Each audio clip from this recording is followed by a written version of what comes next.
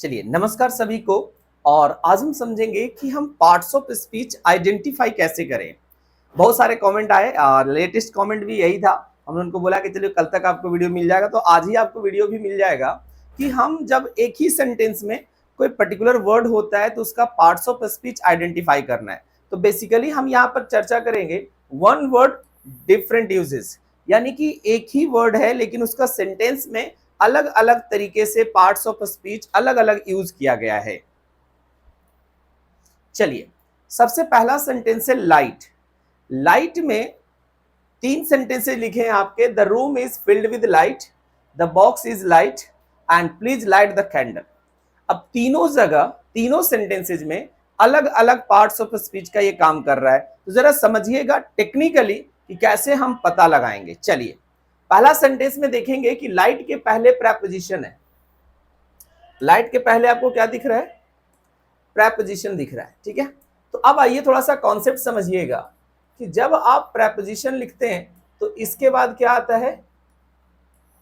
Noun आता है। क्या आता है? नाउन आता है। प्रेपोजिशन के बाद क्या आएगा? नाउन आएगा। यानी कि जो पहला सेंटेंस में लाइट यूज किया गया है वो कैसे यूज हुआ है? नाउन के जैसा। यानी लाइट का मतलब यहाँ पर रोशनी से है। The room is filled with light, मतलब जो कमरा है रोशनी से जगमगाया हुआ है, भरा हुआ है। And next this box is light. This box is light, यानी ये जो लाइट वर्ड है ये बॉक्स की क्वालिटी बता रहा है। समझिएगा, जब बी वर्ब यूज हुआ हो, बी का मतलब is am are was were से है, तो इसके बाद आप एडजेक्टिव लिख सकते हैं। अब लेकिन आपको समझना है कि जब बी वर्ब आएगा तो ये क्या बताएगा। ये बेसिकली किसी की स्टेट क्वालिटी को बताता है। तो यहाँ पर जो लाइट है वो बॉक्स की क्वालिटी बता रहा है कि बॉक्स कैसा है, व्हाट काइंड ऑफ बॉक्स, तो लाइट है सर। तो यहां पर लाइट का मतलब हल्का हो गया, यानी कि ये बॉक्स वर्ड का विशेषता बता रहा है। तो यहां पर जो इसका पार्ट्स ऑफ स्पीच है ये है आपका एडजेक्टिव। चलिए आगे बढ़ते हैं। Please light the candle. अब देखिएगा, प्लीज आपका एक एडवर्ब है, फिर कर लाइट द कैंडल। अब एक कैंडल आपका ऑब्जेक्ट है। सर ऑब्जेक्ट के पहले कौन आता है? तो आपका जवाब आएगा सर ऑब्जेक्ट के पहले क्या आता है? वर्ब आता है। यानी यहां पर लाइट का मतलब क्या हो गया? जलाना। तो ये काम कर गया आपका वर्ब का। तो मतलब तीनों में समझ में आया? सॉरी,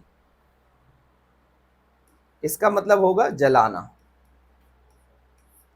तो हमने लाइट को समझा कि तीन तरीके से लाइट का इस्तेमाल किया गया है, नाउन के जैसा, एडजेक्टिव के जैसा और वर्ब के जैसा। चलिए run. She can run fast and he went for a run this morning.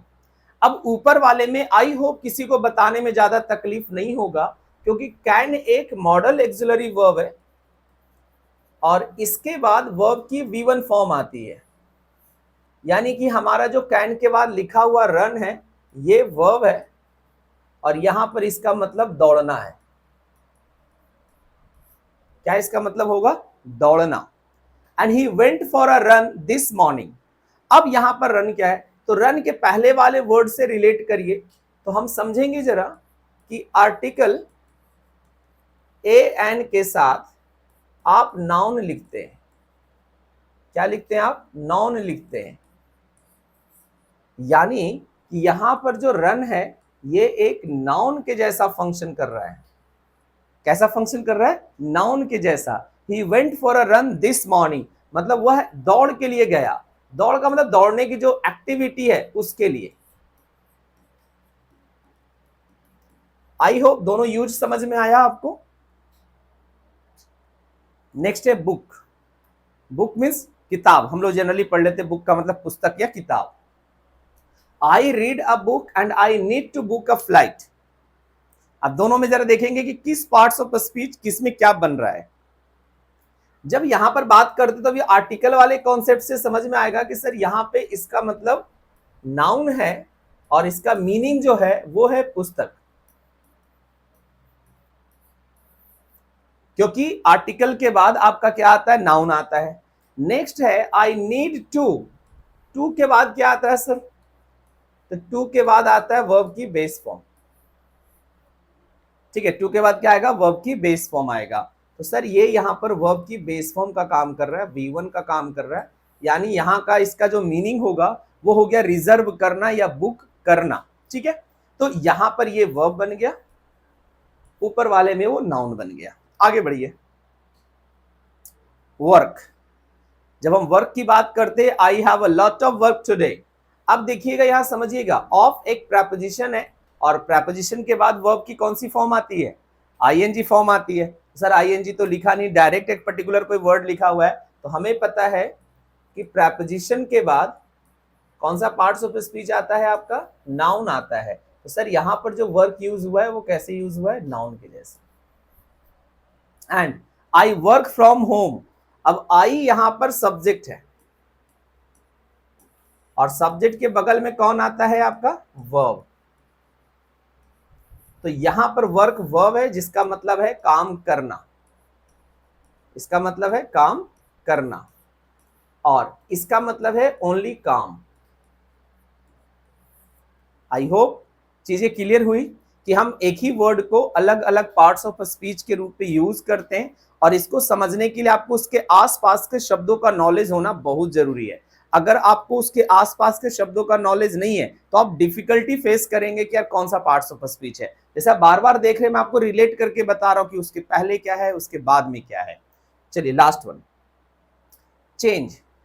Change का मतलब सिंपली बदलना समझते हैं, कीप द चेंज। अब देखिए द आपका आर्टिकल है, आर्टिकल के बगल में कौन आता है, आर्टिकल के बगल में क्या आता है, नाउन। तो यहां पर खुले पैसे से है, इसका मतलब क्या है, जैसे आप रेस्टोरेंट वगैरह जाते हैं, खाना वगैरह खाए और 90 रुपया हुआ, 95 रुपया हुआ, आप उसको 100 रुपए का नोट थमा देते हैं, कहते रख लेना, कीप द चेंज, खुले रख लेना। ठीक है, तो जो बच गया है उसको रख लेना। तो द के कारण इसका जो पार्ट्स ऑफ स्पीच हो गया वो क्या हो गया, नाउन का। And please change over, sorry people change over time.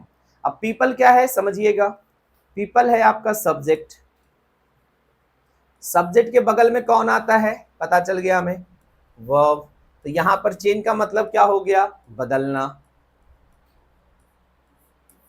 I hope ये सारे वर्ड्स के अलग अलग पार्ट्स ऑफ स्पीच के रूप में जो यूजेस हैं आपको समझ में आ गए। इसमें हमने बहुत सारे स्लाइड्स ऐड कर रखे हैं, बट सारा हम एक दिन नहीं करने वाले हैं, हम थोड़े थोड़े करके करेंगे, और ये आपके लिए काफी बेनिफिशियल होगा क्योंकि अब छोटे छोटे पार्ट्स में देखना आपको अच्छा लगेगा। वीडियो अच्छा लगे तो लाइक शेयर, और चैनल पर पहली बार आए तो सब्सक्राइब जरूर कर दीजिएगा। Thank you.